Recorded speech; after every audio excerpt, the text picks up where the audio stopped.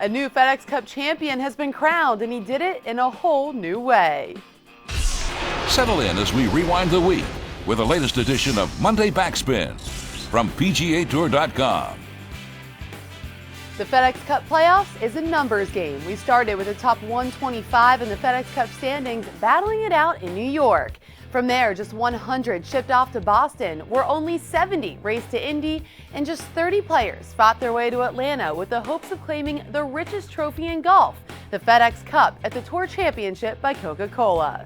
There was a mathematical chance for every player in the field to claim the cup, but 5 players had a distinct advantage. The top 5 in the standings knew that they were the only ones that controlled their own destiny. If they won the Tour Championship, they won the FedEx Cup, and out of those 5, 1 made it happen.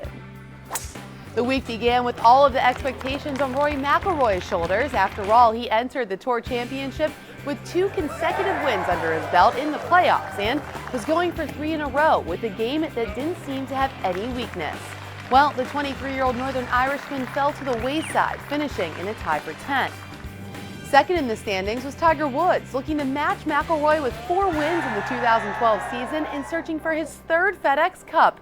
But like McIlroy, Woods just could not get it going on the weekend, finishing in a tie for 8th. Nick Watney and Phil Mickelson, who were also in the top 5, had lackluster performances, leaving just 1 left in those coveted spots to get it done. 3-time PGA Tour champion Brandt Snedeker.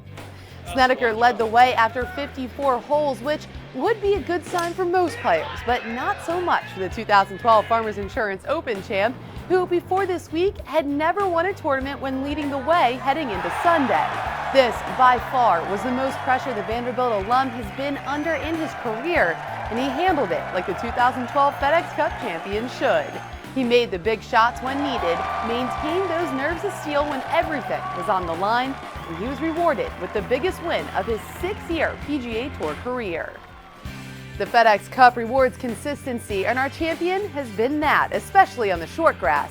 Snedeker leads the Tour in strokes gained putting for the 2012 season, and he led the field at East Lake. He also leads the Tour in 1-putt percentage and putts per round. Now for more on this always memorable week at historic East Lake Golf Club and how the fans have been reacting to the FedEx Cup playoffs, let's throw out to Mark Carnival of SiriusXM PGA Tour Radio.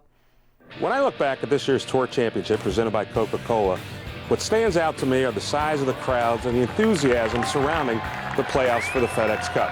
I've been coming here for many years, and I've never seen crowds this big, this boisterous, and this excited about the ultimate outcome of this year's playoffs for the FedEx Cup. Coming up next week, the Ryder Cup. You can catch all the action 8 a.m. Eastern Time on Friday on SiriusXM PGA Tour Radio. Thanks, Mark. Like you said, next up we get to watch our guys that normally battle it out against each other team up to represent their countries at the Ryder Cup.